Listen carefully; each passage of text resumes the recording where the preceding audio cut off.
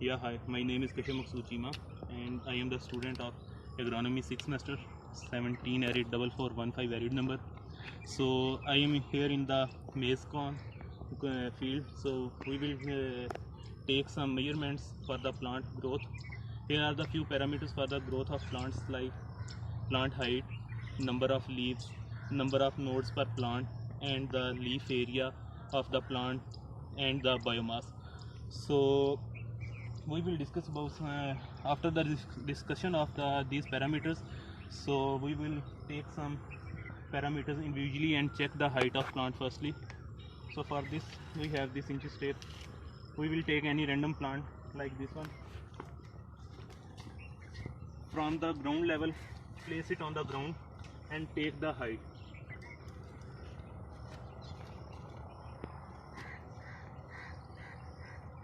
This is the 80 centimeter of height. So after taking the height, we will note this height, and the next parameter for the growth is the leaves, number of leaves per plant. So here we will count the number of leaves per plant, as we say 1, 2, 3, 4, 5, 6, 7, 8, 9, 10, 11, 12 and 13. So in this plant we have 13 leaves. Now we will take the corn itself and we will place the cob on the ground and we will calculate the number of nodes per the plant. So here we can see that 1, 2, 3, 4, 5, 6, 7, 8, 9, 10, 11, 12, 13, 14 and 15. There are 15 nodes in that corn plant. So there are few other methods like the distance between a node, like this is 7 inches, this one is also like 7 inches. So we cannot calculate the each number of nodes, so we calculate all of them and take one average value for the total length. We will take an average value. So after taking that height, we will now move towards the cob. We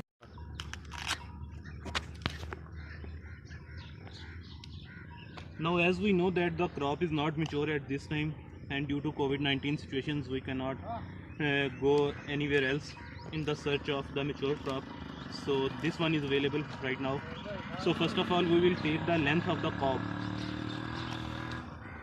This one is for the yield, and you can see that this is 7.5 inches or 20 centimeter in length. After taking the length, now we will take the diameter of the cob. For this we will roll the inches tape, measurement tape on the cob, and now you can see that that one is 10 centimeter in diameter. So after taking the diameter, we can know that the length and the diameter for the crop. Now we have to calculate the number of rows. For calculating the number of rows, you can place any mark or anything on the like this on the seed, so you can remember that from here you started.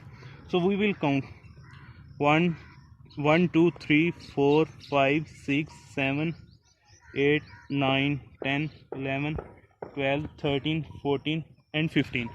So here are 15 rows in that cob, and now we will count the number of columns, the number of seeds per column. 1, 2, 3, 4, 5, 6, 7, 8, 9, 10, 11, 12, 13, 14, 15, 16, 17, 18, 19, 21, 22, 23, 24, 25, 26, 27, 28, 29, 30, 31, 32, 33, 34, 35, 36, 37, 38, 39, 41, 42. Here are 42 seeds in that column. So now we can calculate on by multiplying this. Another method taking for the yield is to weight the cob seeds. So for that purpose we have to unplug these seeds from the cob itself, and we have to weight all the seeds of this cob, so we can take the yield of that cob. So now coming to the end, we will summarize all the lecture what we did in this video. So first of all, we take the height of that plant. So after taking the height, we discuss about the number of nodes. The distance between two nodes determine the growth of any of plant. If we have larger internode distance. That means the plant has more green surface area, and for meaning that more green surface area, it means that plant will have more photosynthesis in that plant.